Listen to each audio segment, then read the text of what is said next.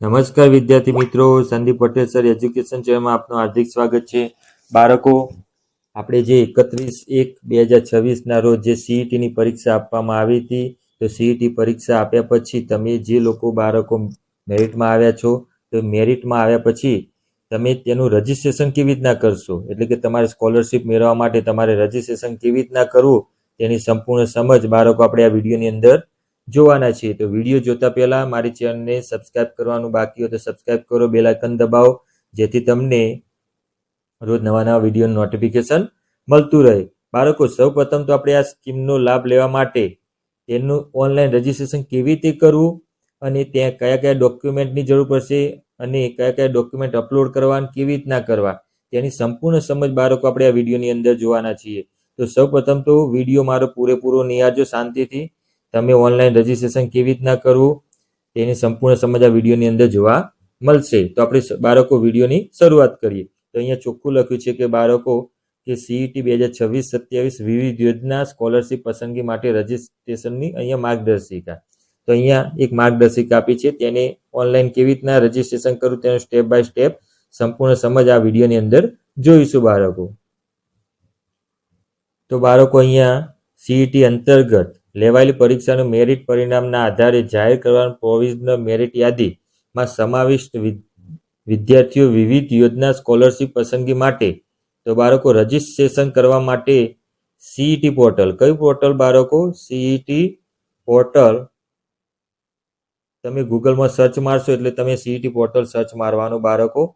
શિક્ષક મિત્રો, તેમાં રજિસ્ટ્રેશન કેવી રીતના કરવું તેની સંપૂર્ણ સમજ આપણે વિડીયોની અંદર જોવાના છીએ. સૌપ્રથમ www.cet-portal સર્ચ કરવાનું બાળકો. તો અહીંયા વિદ્યાર્થી મિત્રો, જ્યારે તમે સીઈટી પોર્ટલ સર્ચ મારશો તો સૌપ્રથમ તમને આ રીતેની સ્ક્રીન દેખાવા મળશે. તો સીઈટી અંતર્ગત વિવિધ સ્કોલરશિપ મેળવવા માટે તમારે સ્ટુડન્ટ રજિસ્ટ્રેશન બટન પર ક્લિક કરવાનું છે. કયા બટન પર ક્લિક કરવાનું છે? Student registration button. બાળકો, અહીંયા સૂચના આપેલી જ છે. તો તમારે સૌપ્રથમ સ્ટુડન્ટ રજિસ્ટ્રેશન બટન પર ક્લિક કરવાનું છે. એ ક્લિક કર્યા પછી જો બાળકો, અહીંયા સૂચના આપવામાં આવી છે કે સીઈટી 2026-27 અંતર્ગત વિવિધ યોજના અને સ્કોલરશિપ પસંદગી માટે સરકારી અનુદાનિત એટલે કે ગ્રાન્ટેડ શાળાઓમાં અભ્યાસ કરતા વિદ્યાર્થીઓને રજિસ્ટ્રેશન ચોઇસ ફિલિંગની સંપૂર્ણ જવાબદારી શાળાના આચાર્યની રહેશે. કોની રહેશે? શાળાના આચાર્યની. અહીંયા જ્યારે કે બીજી સૂચના આપવામાં આવી છે કે પ્રાઇવેટ બાળકો માટે, તો પ્રાઇવેટ બાળકો જે વિદ્યાર્થીઓ સ્કોલરશિપ પસંદગી થઈ છે તેની રજિસ્ટ્રેશન ચોઇસ ફિલિંગ કરવાની સંપૂર્ણ જવાબદારી વિદ્યાર્થીઓના વાલીની રહેશે. તો બાળકો, આ બે મુદ્દા ખાસ ધ્યાન રાખવાના. સરકારી શાળાની અંદર શાળાના આચાર્યની રહેશે અને પ્રાઇવેટ શાળાની અંદર જે બાળકો સ્કોલરશિપ પસંદગી થઈ છે તેના વાલીની જવાબદારી રહેશે.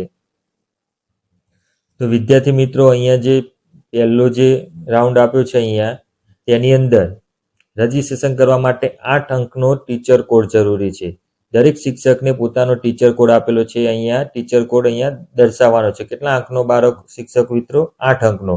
ટીચર કોડમાં ટાઈપ કરતા જે ટીચર કોડ ટાઈપ કરેલો હશે તેના મોબાઈલ નંબર ઓટો ફેસ થઈ જશે. તેમાં ઓટીપી આવશે. શું આવશે? અહીંયા મોબાઈલ નંબર ઓટોમેટિક તમે ટીચર કોડ નાખશો એટલે ઓટોમેટિક ત્યાં મોબાઈલ નંબર આવી જશે. એ મોબાઈલ નંબર આવ્યા પછી તેમાં એરો કી, અહીંયા જો એરો કી આપ્યું છે, એરો કી બટન દબાવશો ત્યારે ઓટીપી વેરિફિકેશન આવશે. તો એ ઓટીપી વેરિફિકેશન તમારે અહીંયા ત્રીજા ખાનાની અંદર દર્શાવવાનું છે. તો આ રીતે લોગિન વેરીફાઈ કરવાનું છે. શું કરવાનું છે વિદ્યાર્થી શિક્ષક મિત્રો? Login verify. એ જ રીતે અહીંયા પ્રાઇવેટ જે વિદ્યાર્થીઓ ખરા, જે પ્રાઇવેટ સ્કૂલની અંદર પરીક્ષા આપી હોય એનું રજિસ્ટ્રેશન અહીંયા નીચે લખ્યું છે કે રજિસ્ટ્રેશન ફોર પ્રાઇવેટ સ્કૂલ. તો registration four private student button પર ક્લિક કરશો તો તમારું અહીંયા પ્રાઇવેટ સ્કૂલવાળાનું મેનુ ઓપન થશે. તો વિદ્યાર્થીઓ, એના પછીનું જે સ્ટેપ છે તેની અંદર આ મેનુ જોવા મળશે, પેન્ડિંગ સ્ટુડન્ટ અને કમ્પ્લીટ સ્ટુડન્ટ. તો ટોટલ અહીંયા એક સ્ટુડન્ટ છે અને પેન્ડિંગ સ્ટુડન્ટ પણ એક છે. રજિસ્ટ્રેશન સ્ટુડન્ટ અહીંયા 0 દર્શાવે છે. તો આ રીતે તમારે સ્ટુડન્ટનું લિસ્ટ આવી જશે બાળકો, શિક્ષક મિત્રો. તો આ સ્ટુડન્ટનું જે લિસ્ટ આવ્યું છે, આધાર યુઆઈડી નંબર, સ્ટુડન્ટનું નામ, મેલ હોય તો મેલ, ફિમેલ હોય તો ફિમેલ અને મોબાઈલ નંબર. એના પછી તમારે એડ બટન પર ક્લિક કરવાનું છે. ત્યાં એડ બટન પર ક્લિક કરશો ત્યારબાદ રજિસ્ટ્રેશન ચોઇસ ફિલિંગની પ્રક્રિયા શરૂ થશે. તો સૌ પહેલું સ્ટેપ શું આવશે બાળકો? આ રીતે તમને બતાવવામાં આવશે, સ્ક્રીન ખુલશે સીઈટી પોર્ટલ, એની અંદર એડ બટન પર ક્લિક કરવાનું છે શિક્ષક મિત્રો. સરકારી અનુદાનિત શાળાની અંદર રજીસ્ટ્રેશન પ્રક્રિયા માટે પ્રિન્સિપાલ લોગિન કર્યા પછી એડ બટન પર ક્લિક કર્યા બાદ ત્યારબાદ તમામ વિગતો જોવા મળશે, જેની ખરાઈની આગળની પ્રક્રિયા કરવાની છે. અહીંયા જો બાળકો CTSID એટલે કે CTSID આપણે જે યુડાયસનો જે આંકડો હોય છે ને બાળકો અંક જે અહીંયા દર્શાવવામાં આવેલ છે તે અહીંયા દર્શાવવાનું છે બાળકો. અહીંયા જો એનો વિદ્યાર્થીનું નામ આવી જશે, એના ફાધરનું નામ આવી જશે, એની સરનેમ આવી જશે બાળકો. એના આધારે અહીંયા તેની બર્થ ડેટ આવી જશે અને તે મેલ ફિમેલ જે છે એ પણ અહીંયા આવી જશે. એ રીતે પ્રાઇવેટના વિદ્યાર્થીઓ જે વિદ્યાર્થીઓ ખાનગી શાળામાં છે તેને CTSID ટાઈપ કરતા તે વિદ્યાર્થીની તમામ વિગતોની પ્રક્રિયા પણ આ રીતે ગવર્મેન્ટના બાળકોની જેમ જોવા મળશે. એ ખરાઈ કર્યા પછી કેટેગરી, સૌપ્રથમ આપણે કેટેગરી પસંદ કરવાની છે. તમે જે કેટેગરીમાં આવતા હોય એ કેટેગરી, દાખલા જનરલમાં આવતા જનરલમાં, EWS આવતા તો EWS, OBC આવતા તો OBC, SC ST જે રીતે તમે કેટેગરીમાં આવતા હોય એ કેટેગરી તમારે લાગુ પડતી હોય તો તે કેટેગરી પર ક્લિક કરવાનું છે. જનરલમાં કેટેગરીમાં લાગુ પડતા હોય તો જનરલ કરવાની, જે કેટેગરીમાં આવતા હોય એ કેટેગરી પસંદ કરવાની છે વિદ્યાર્થી મિત્રો.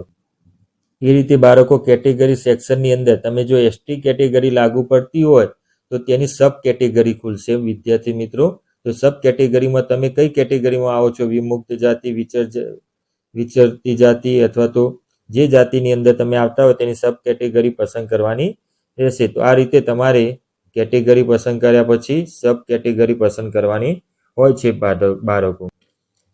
કેટેગરી પસંદ કર્યા પછી તમારે ST સર્ટિફિકેટ અને સબ કેટેગરી સર્ટિફિકેટ આ બે સર્ટિફિકેટ તમારે અપલોડ કરવાના હોય છે. એના માટે શું કરવાનું હોય છે, પસંદ કર્યા બાદ તમારે કેટેગરી, સામાજિક શ્રેણી અને પેટા કેટેગરી તેનું પ્રમાણપત્ર સક્ષમ અધિકારી દ્વારા લાવી અને અહીંયા તમારે અપલોડ કરવાનું છે, જેની અંદર JPG, PDF, PNG આ બધા ફોર્મેટની અંદર તમારે અહીંયા ફાઇલ અપલોડ કરવાની હોય છે બાળકો. કેટેગરી પસંદ કર્યા પછી અહીંયા પેરેન્ટ્સનું ફાઇનાન્શિયલ સ્ટેટસ, તો આપણે અહીંયા પેરેન્ટ્સનું ફાઇનાન્શિયલ સ્ટેટસની અંદર આપણે જોઈએ જો માતા પિતા હયાત નથી તો તેમના માતા પિતા અવસાનના કારણ દર્શાવવાના છે. તો અહીંયા જો બાળકો એને એટલે કે લાગુ પડતું નથી, એટલે કે કારણ સિવાય આ જે કારણો દર્શાવે એના સિવાયના કારણે મૃત્યુ પામ્યા હોય તો એને દર્શાવે લાગુ પડતું નથી. જો કોવિડના કારણે મૃત્યુ પામ્યા હોય તો અહીંયા બીજા નંબરની કેટેગરી પસંદ કરવાની છે. માતા પિતાને ઉગ્રવાદ એટલે કે બરવાના કારણે મૃત્યુ પામ્યા હોય તો દિવ્યાંગ માતા પિતાનું બાળક હોય એના માટે અહીંયા, પછી અનાથ બાળકો માતા પિતાનું હોય તો આ વિકલ્પ પસંદ કરવાનો છે. અને વિધવા માતાના બાળકો હોય તો તેના માટે છેલ્લા નંબરનો વિકલ્પ પસંદ કરવાનો હોય છે. તો આ રીતે તમારે પેરેન્ટ્સનું સ્ટેટસ ચેક કરી અને તમારે વિકલ્પ ભરવાનો હોય છે. અહીંયા વિકલ્પ પસંદ કર્યું છે બાળકો કે કોવિડના કારણે, તો કોવિડના કારણે જો માતા પિતા અવસાન પામ્યા હોય તો તેનું પ્રમાણપત્ર અહીંયા આની અંદર અપલોડ કરવાનું હોય છે, જે JPG અથવા તો PNG PDF સાઇઝ 5 MB થી વધુ હોવું જોઈએ નહીં. અને અહીંયા લેન્ડ ડોનરની અંદર દર્શાવવાનું હોય છે. તો આ રીતે તમારે JPG ફાઇલ અપલોડ કરવાની હોય છે.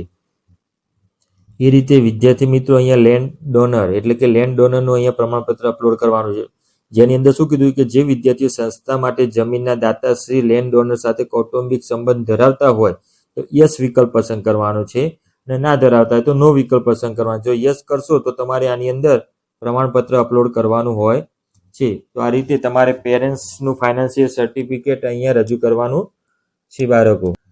એ રીતેનું અહીંયા સ્પેશિયલ નીડ એટલે કે ડિફરન્ટલી એડેડ એટલે કે મોર દેન એટલે કે 40% કરતાં વધુ ડિસેબિલિટી હોય તો તમારે અહીંયા યસ દર્શાવવાનું છે. જે વિકલાંગતા શેની છે તે અહીંયા કેટેગરી સિલેક્ટ કરવાની છે, હિયરિંગની, વિઝ્યુઅલ, લેમ્પ્રો ડિસેબિલિટી, મલ્ટી ડિસેબિલિટી, જે રીતે તમારી વિકલાંગતા હોય એ અહીંયા દર્શાવવાની છે. અહીંયા ડિસિપ્લિનની કેટેગરી, દાખલા તરીકે અહીંયા મેં 40 થી 100 બતાવી છે, તો તમારે તમારી કેટેગરી પ્રમાણે તમારી કેટલી ટકાવારી વિકલાંગતા છે અહીંયા તમારે બાળકની દર્શાવવાની છે. જો વિદ્યાર્થી મિત્રો એજ્યુકેશન ડિટેલ કે તમે જે તે શાળાની અંદરથી ભણીને આવ્યા હોય તેની અહીંયા છેલ્લા 5 વર્ષની, પહેલું, બીજું, ત્રીજું, ચોથું, પાંચમું, જે 5 વર્ષની અહીંયા ડિટેલ દર્શાવવામાં આવેલી હશે. જે વિદ્યાર્થી ધોરણ 1 થી 5માં જે શાળા સુધીમાં અભ્યાસ કર્યો છે તેની વિગત, જે સ્કૂલનું નામ અહીંયા દર્શાવવામાં આવેલું હશે.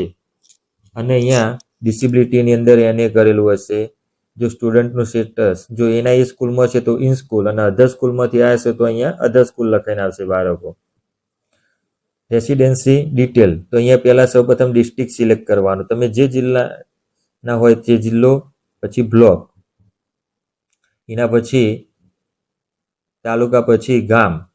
તમે જે ગામના અંદર હોય તે ગામના રહેઠાણનો પુરાવો, અહીંયા રહેઠાણનું પ્રમાણપત્ર અહીંયા અપલોડ કરવાનું. જેપીજી, પીએનજી, પીડીએફ ફાઇલની અંદર તમારે આ રીતે અપલોડ કરવાનું છે વિદ્યાર્થી મિત્રો. તો અહીંયા છેલ્લો મુદ્દો અહીંયા દર્શાવવામાં આવેલો છે કે સ્કોલરશિપ સેક્શન. તો અહીંયા વિદ્યાર્થીઓ ભરેલી વિગતને મેરિટના ધોરણે લાગુ પડતી વિવિધ યોજનાઓની વિગત અહીંયા જોવા મળશે. દાખલા તરીકે મુખ્યમંત્રી જ્ઞાન સેતુ મેરિટ સ્કોલરશિપ યોજના અથવા તો જ્ઞાન શક્તિ રેસિડેન્સી સ્કૂલ ઓફ એક્સલન્સ અથવા તો Eklavya model school residency schools. તો આની અંદર જે સ્કીમ તમને લાગુ પડતી હશે તો આની અંદર જોવા મળશે. તેમાં સિલેક્ટ કરવાની છે બાળકો.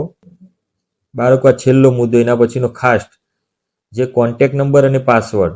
અહીંયા તમે જે કોન્ટેક્ટ નંબર આપ્યો હશે એ મોબાઈલ ચાલુ હોવો જોઈએ, કારણ કે આ નંબરના આધારે તમારા મોબાઈલની અંદર ઓટીપી આવશે, મેસેજ આવશે કે જેના દ્વારા તમે આ ફોર્મ સબમિટ કર્યા પછી પણ તમે તેને જોઈ શકશો. તો એ ઓટીપી નાખવાનો, મોબાઈલ નંબર નાખ્યા પછી સેન્ડ ઓટીપી પર ક્લિક કરવાનું.